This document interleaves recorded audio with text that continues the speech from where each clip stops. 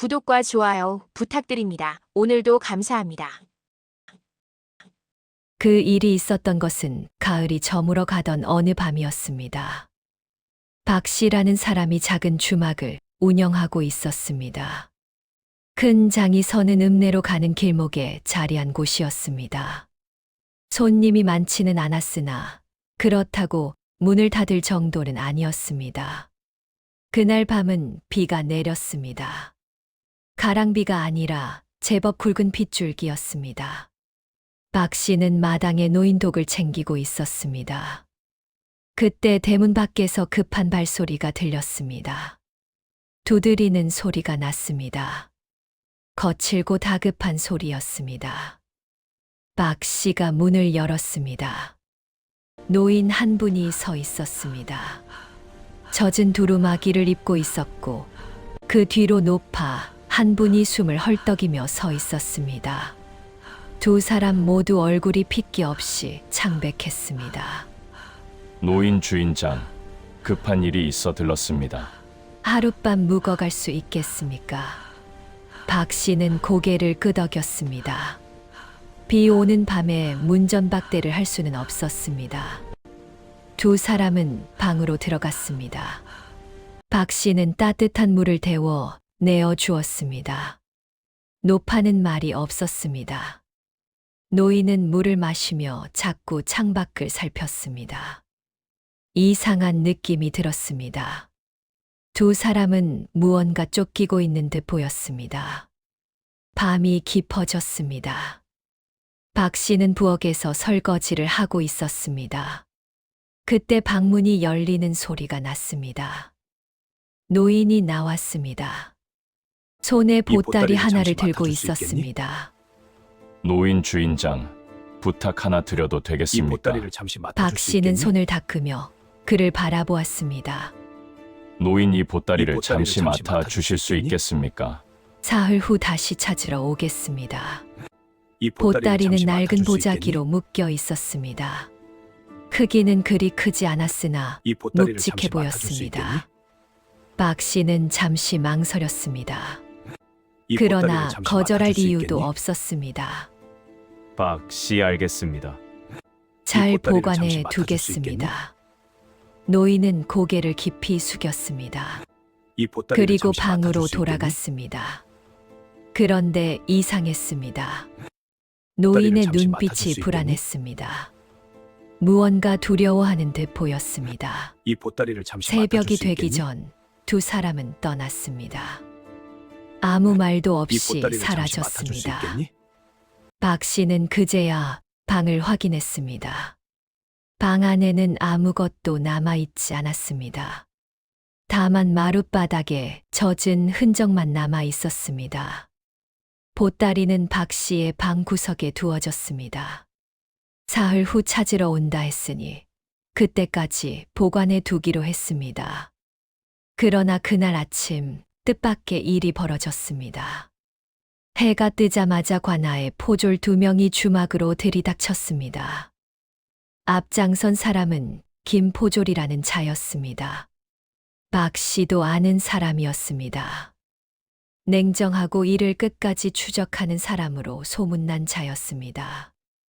김포졸 어젯밤 이곳에 노부부가 묵지 않았습니까? 박 씨는 고개를 끄덕였습니다. 박 씨 묵었습니다. 새벽에 떠났습니다. 김포졸 어디로 갔습니까? 박 씨 모릅니다. 말없이 나갔습니다. 김포졸은 주막 안을 살폈습니다. 방 안도 들여다보았습니다. 그러나 아무것도 남아있지 않았습니다. 김포졸 혹시 무엇을 맡기거나 남기지 않았습니까? 박 씨는 잠시 망설였습니다. 보따리가 떠올랐습니다. 그러나 선뜻 말이 나오지 않았습니다. 사흘 후 찾으러 온다 했으니 그것을 지켜야 한다는 생각이 들었습니다. 박 씨 아무것도 없었습니다. 김포졸은 박 씨를 오래 바라보았습니다. 의심하는 눈빛이었습니다. 그러나 더 이상 묻지 않았습니다. 그는 돌아서서 주막을 나갔습니다. 박 씨는 가슴을 쓸어내렸습니다. 그날 오후 마을 이장인 정 씨가 찾아왔습니다. 그는 불안한 표정으로 박 씨를 불렀습니다. 정 씨, 박서방, 이상한 소문이 돌고 있소.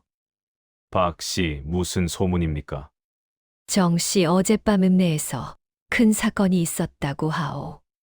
부잣집에 도둑이 들었다는데 그 집 주인이 칼에 찔려 죽었다고 하오. 박 씨는 숨이 막혔습니다. 정 씨, 그런데 도망친 자들이 노부부라 하오. 관아에서 그들을 찾고 있다 하오. 박 씨, 그게 사실입니까? 정 씨, 관아에서 직접 한 말이오. 그러니 혹시 그 부부를 본 적 있으면 즉시 알려야 하오. 괜히 연루되면 곤란하지 않겠소. 정 씨는 그렇게 말하고 돌아갔습니다. 박 씨는 방으로 들어갔습니다. 구석에 놓인 보따리가 보였습니다. 갑자기 그것이 무겁게 느껴졌습니다. 혹시 그 안에 훔친 물건이 들어있는 것은 아닐까? 그런 생각이 들었습니다. 그러나 함부로 열 수는 없었습니다. 남이 맡긴 물건을 허락 없이 여는 것은 옳지 않았습니다. 밤이 되었습니다. 박 씨는 잠을 이룰 수 없었습니다. 보따리가 자꾸 신경 쓰였습니다. 그때 밖에서 인기척이 들렸습니다.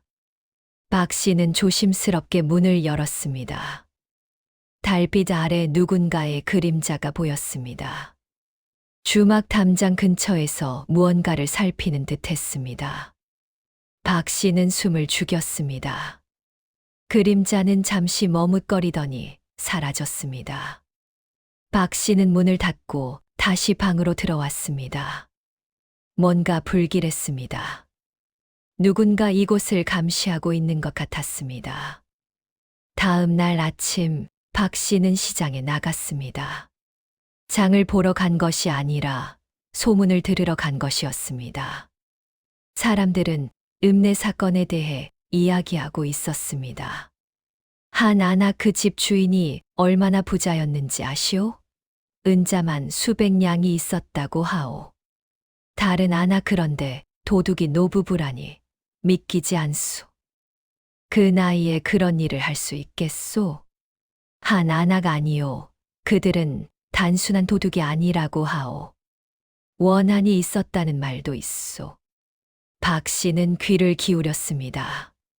상인 그 집 주인이 과거에 남의 땅을 빼앗았다고 하오.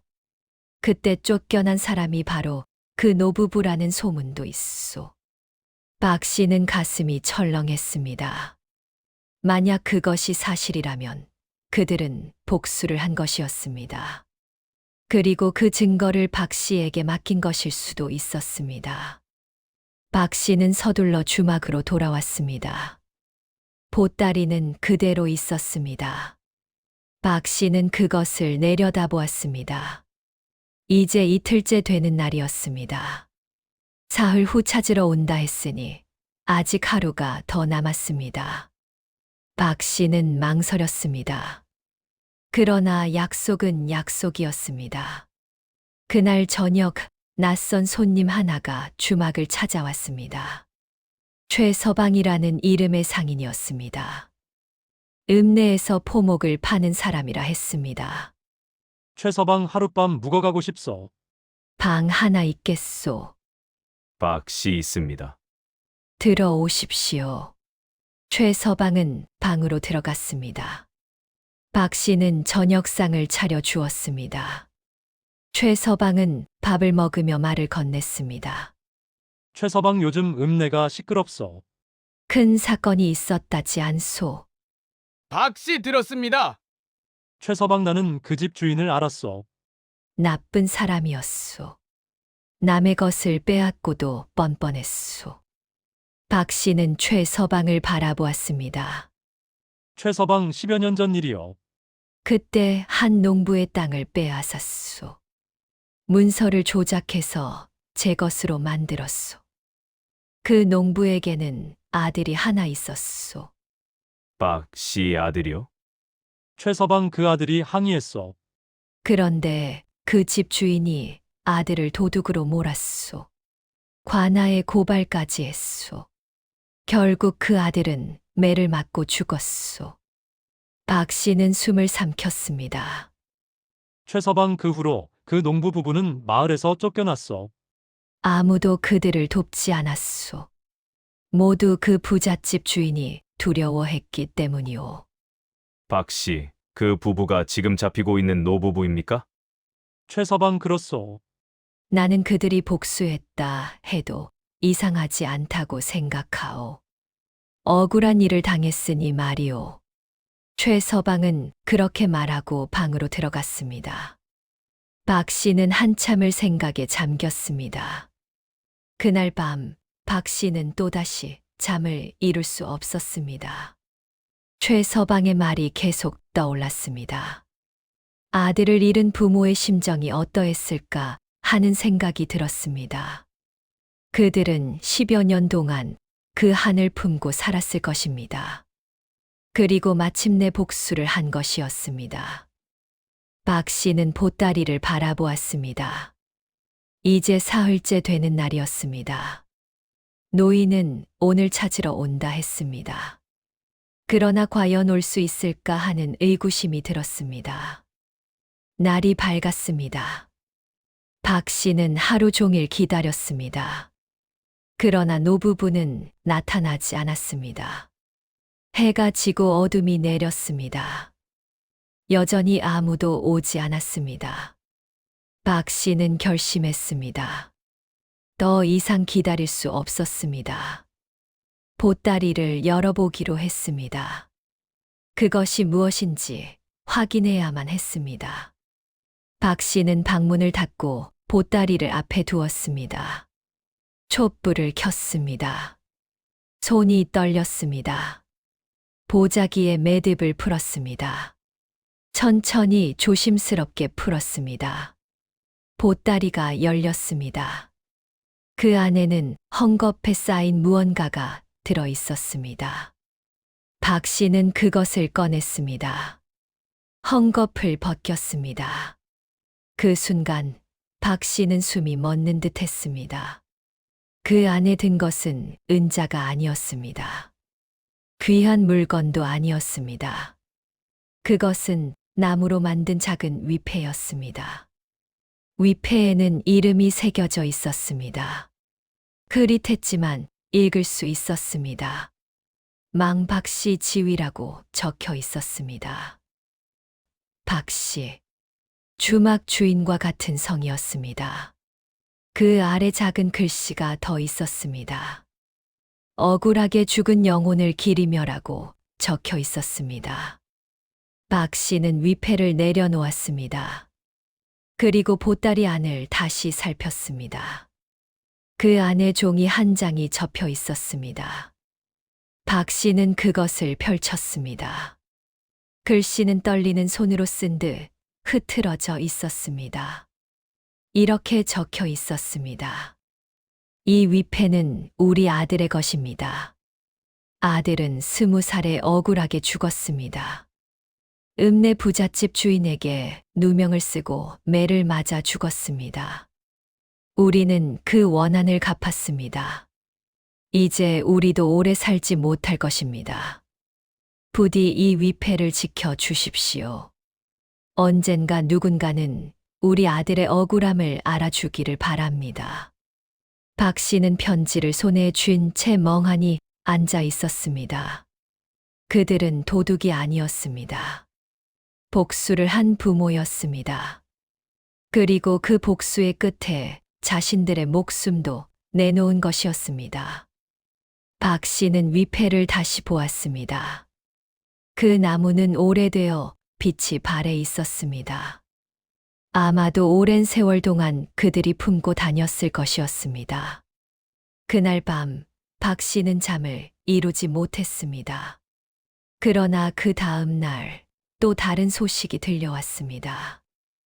다음 날 아침 마을에 소식이 퍼졌습니다. 강가에서 노부부의 시신이 발견되었다고 했습니다. 마을 사람들이 웅성거렸습니다. 한 안악물에 빠져 죽었다고 하오. 스스로 몸을 던진 것 같다고 하오. 상인관아에서도 더 이상 추적하지 않는다고 하오. 이미 죽었으니 소용없다 하오. 박 씨는 아무 말도 하지 않았습니다.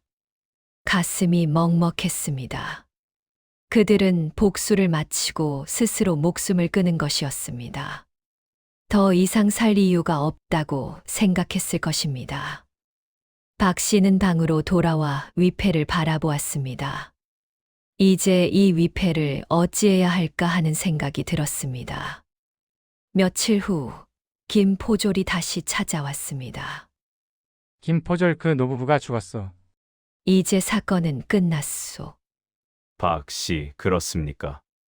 김포졸 혹시 그들이 무엇을 남기지 않았어? 훔친 물건 같은 것 말이오. 박 씨는 고개를 저었습니다. 박 씨 아무것도 없었습니다. 김포졸은 박 씨를 한참 바라보았습니다. 그리고 돌아서서 나갔습니다. 박 씨는 방으로 들어갔습니다. 위패는 박 씨의 방 작은 선반 위에 모셔져 있었습니다. 그날 밤, 박 씨는 위패 앞에 물 한 잔을 올렸습니다. 박 씨 억울하게 떠난 영혼이시여. 이제는 편히 쉬십시오. 촛불이 흔들렸습니다. 박 씨는 고개를 숙였습니다. 그 후로도 박 씨는 위패를 지켰습니다. 누구에게도 말하지 않았습니다. 다만 매달 초하루와 보름에 물과 과일을 올렸습니다. 그런데 한 달쯤 지났을 때 이상한 일이 생겼습니다. 밤마다 꿈을 꾸기 시작했습니다. 꿈속에서 박 씨는 한 젊은이를 보았습니다. 20살쯤 되어 보이는 젊은이였습니다. 깨끗한 옷을 입고 있었고 얼굴에는 억울한 표정이 서려 있었습니다. 젊은이는 박 씨를 바라보며 아무 말도 하지 않았습니다. 다만 슬픈 눈빛으로 바라볼 뿐이었습니다. 박 씨는 그 꿈을 꾸고 나면 가슴이 답답했습니다. 며칠 동안 같은 꿈이 계속되었습니다. 박 씨는 고민했습니다. 혹시 그 젊은이의 영혼이 무언가를 원하는 것은 아닐까 하는 생각이 들었습니다. 어느 날, 박 씨는 최서방을 다시 만났습니다. 최서방은 시장에서 장사를 하고 있었습니다. 박 씨는 그에게 다가갔습니다. 박 씨, 최서방, 여쭤볼 것이 있습니다. 최서방 무엇이오? 박 씨, 그 노부부의 아들 말입니다. 그 아들이 어떻게 생겼는지 아십니까? 최서방 아들 말이오? 나도 몇 번 본 적이 있어. 키가 크고 얼굴이 깨끗했소. 성품도 착했다고 들었소. 박 씨, 그 아들의 이름은 무엇이었습니까? 최서방 방용이라 했어. 용자 돌림이었소. 박 씨는 고개를 끄덕였습니다. 박 씨, 그 아들이 죽은 뒤 어디에 묻혔는지 아십니까? 최서방 그것까지는 모르오. 아마 부모가 어딘가에 묻었겠지만 그 후로 쫓겨났으니 무덤을 제대로 돌보지 못했을 것이오. 박 씨는 주막으로 돌아왔습니다. 위패를 바라보며 생각했습니다. 혹시 그 젊은이가 제대로 된 장례를 치르지 못해서 한을 품고 있는 것은 아닐까 하는 생각이 들었습니다. 박 씨는 결심했습니다. 이 위패를 제대로 모시기로 했습니다. 그날부터 박 씨는 위패 앞에 매일 물과 밥을 올렸습니다. 그리고 향을 피웠습니다. 박 씨, 박용이라는 젊은이여. 이제는 편히 쉬십시오. 제가 이 위패를 지키겠습니다. 그날 밤 꿈을 꾸었습니다. 다시 그 젊은이가 나타났습니다. 그런데 이번에는 표정이 조금 달랐습니다. 슬픈 눈빛은 그대로였지만 조금은 편안해 보였습니다. 젊은이는 박 씨를 향해 고개를 숙였습니다.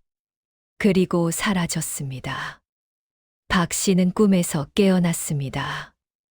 그 후로는 그 꿈을 꾸지 않았습니다. 세월이 흘렀습니다. 박 씨는 위패를 계속 지켰습니다.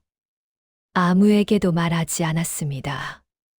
마을 사람들은 그 사건을 점차 잊어갔습니다. 노부부의 죽음도, 읍내 부잣집 주인의 죽음도 사람들의 기억에서 흐려졌습니다. 그러나 박 씨는 잊지 않았습니다. 어느 해 여름이었습니다. 주막에 한 젊은이가 찾아왔습니다. 28쯤 되어 보이는 사람이었습니다. 얼굴은 여인 듯했고 눈빛은 간절했습니다. 젊은이 주인장, 여쭤볼 것이 있습니다. 박 씨, 무엇이오? 젊은이 혹시 이곳에서 노부부를 본 적이 있습니까? 몇 해 전 일입니다. 박 씨는 가슴이 철렁했습니다. 박 씨 누구십니까? 젊은이 저는 그 노부부의 조카입니다. 숙부와 숙모가 돌아가신 후 그분들이 무엇을 남기셨는지 찾고 있습니다. 박 씨는 그를 자세히 바라보았습니다. 진심이 담긴 눈빛이었습니다. 박 씨 들어오십시오. 박 씨는 젊은이를 방으로 안내했습니다. 선반 위에 위패를 보여주었습니다. 젊은이는 위패를 보자 눈물을 흘렸습니다. 젊은이, 이것이 제 사촌형의 위패입니다. 억울하게 죽은 형의 위패입니다. 박 씨는 그에게 그동안의 이야기를 들려주었습니다. 노부부가 보따리를 맡긴 일, 그 안에 위패가 있었던 일, 그리고 그들이 스스로 목숨을 끊은 일까지 모두 말했습니다. 젊은이는 고개를 숙인 채 한참을 울었습니다. 젊은이, 저는 그때 어렸습니다. 형이 죽었을 때 10살이었습니다. 숙부와 숙모가 마을에서 쫓겨났을 때도 아무것도 할 수 없었습니다. 박 씨, 그 후로 어찌 지내셨습니까? 젊은이 부모님과 함께 다른 마을로 이사했습니다. 그러나 숙부와 숙모의 소식은 듣지 못했습니다. 몇 년 전에야 그분들이 돌아가셨다는 소식을 들었습니다. 젊은이는 눈물을 닦았습니다. 젊은이, 그래서 이곳저곳을 찾아다녔습니다. 형의 위패라도 찾고 싶었습니다. 그분들이 형을 위해 무엇을 남기셨을까 생각했습니다. 박 씨는 고개를 끄덕였습니다. 박 씨, 이 위패를 지켜온 것이 잘한 일이었습니다. 젊은이, 감사합니다. 이 위패를 지켜주셔서 정말 감사합니다. 박 씨는 잠시 생각했습니다. 박 씨는 젊은이에게 물었습니다. 박 씨, 이제 이 위패를 어찌하실 생각입니까?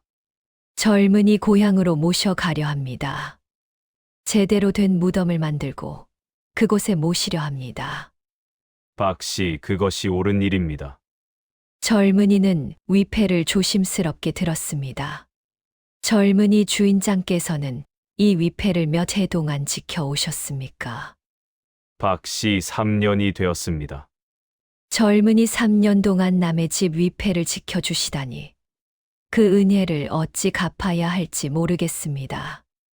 박 씨, 은혜랄 것까지는 없습니다. 다만 억울한 일을 당한 영혼이 편히 쉬기를 바랐을 뿐입니다. 젊은이는 깊이 절을 올렸습니다. 젊은이, 주인장께서는 좋은 분이십니다. 형의 영혼도 편히 쉬었을 것입니다.